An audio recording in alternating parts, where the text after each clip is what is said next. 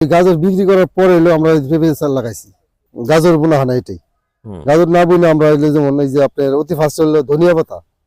ধনিয়া পাতা হলো বুনলে যেমন আপনার 4 থেকে 5টা টান লাগে, মানে চাষ দিয়ে ধনিয়া পাতা বুনলে, ধনিয়া পাতা উঠানোর পরে আপনার টিএসপি, তারপরে পটাশ আর রান্ধনের আছে এরকম দেওয়া যায়।